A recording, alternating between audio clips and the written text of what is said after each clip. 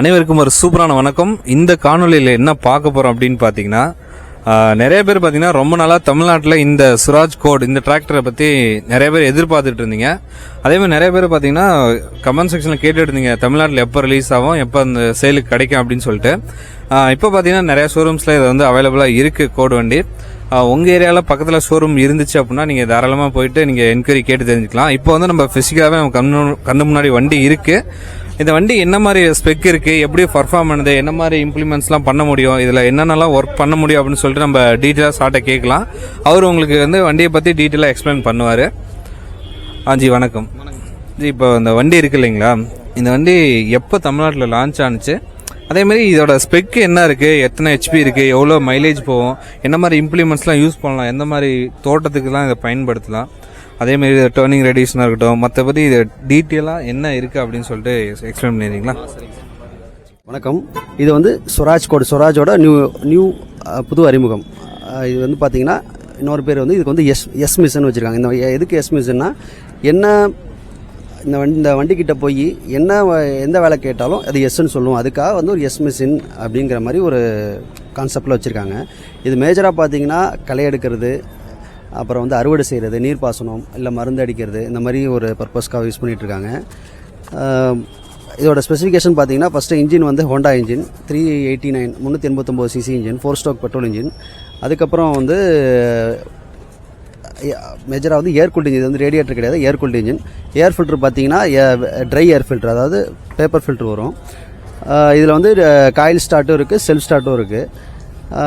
Next பார்த்தீங்கன்னா clutch, diaphragm கிளச்சில் வரும்.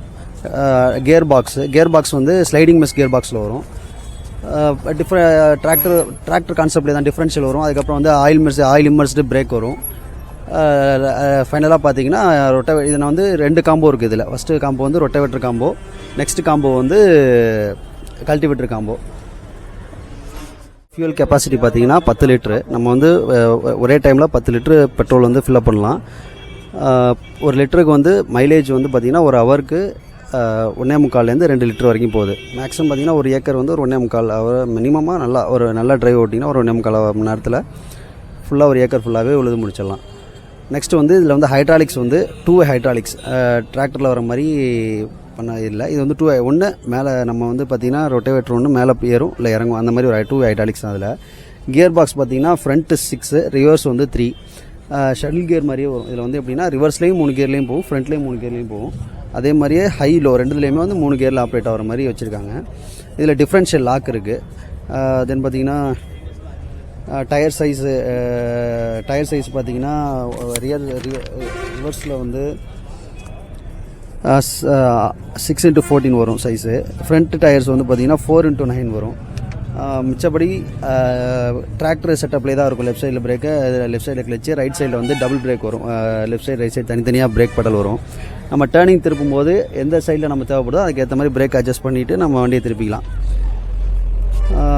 இதோட மேஜர் ஸ்பெசிஃபிகேஷன் பார்த்தீங்கன்னா, இது வந்து பை டைரக்ஷனல் வெஹிக்கல். நீங்கள் வந்து ரீப்பர் போடும்போது ரீப்பரை பின்னாடி அட்டாச் பண்ணிவிட்டு சீட்டை வந்து ஃப்ரேமோட கலட்டி, அதுக்கு ஒரு தனி கிட்லாம் இருக்குது, அதை எடுத்து ஃப்ரேமை கலட்டி நீங்கள் வந்து ஃப்ரண்ட்டில் அட்டாச் பண்ணிவிட்டு ஹேண்ட்பரை திருப்பிட்டு நீங்கள் ரீப்பர் ஓட்டுற மாதிரி ஃப்ரண்ட்டில் ஓட்டுற மாதிரி ஓட்டிக்கலாம். அதோட இன்னொரு மேஜர் அட்வான்டேஜ் என்னென்னா, வண்டியை வந்து டியூவல் கிரவுண்ட் கிளியரன்ஸ். இது எப்படின்னா வந்து கிரவுண்ட் கிளியரன்ஸ் நார்மலாக உள்ள கிரவுண்ட் கிளியரன்ஸ் வந்து 255 mm வரும். அதை அப்படியே நம்ம வந்து ரைஸ் பண்ணி 544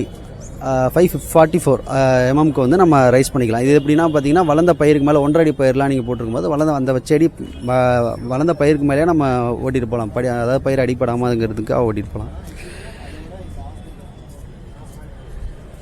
இதில் இம்ப்ளிமெண்ட்ஸ் என்னென்ன கொடுக்குறாங்கன்னா, ரொட்டவேட்ரு, அப்புறம் வந்து கல்டிவேட்ரு, ஸ்ப்ரேயரு, ரீப்பர், இந்த மாதிரிலாம் கொடுக்குறாங்க. சில பேர் வந்து லோக்கலாகவே வந்து பார் போடுற இம்ப்ளிமெண்ட்லாம் செஞ்சு அட்டாச் பண்ணி நம்ம கரும்பு பாரு இல்லை வாழையை இந்த பார் அணைக்கிறது, அந்த மாதிரி இம்ப்ளிமெண்ட்லாம் செஞ்சு பண்ணிகிட்ருக்காங்க.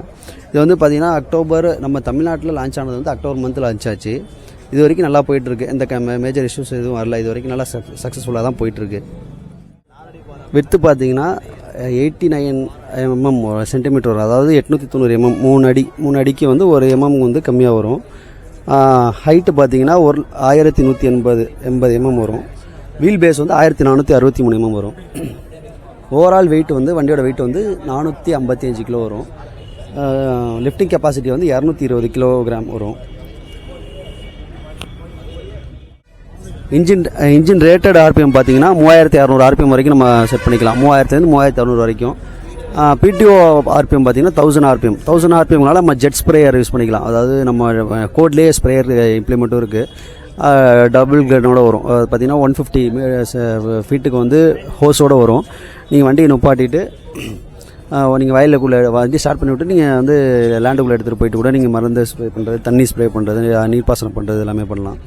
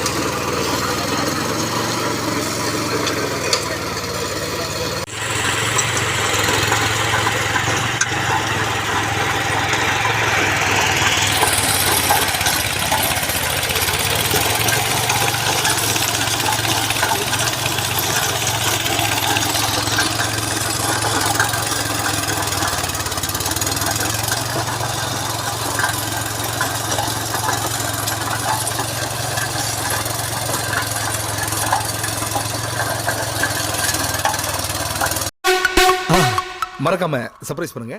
தேங்க்யூ.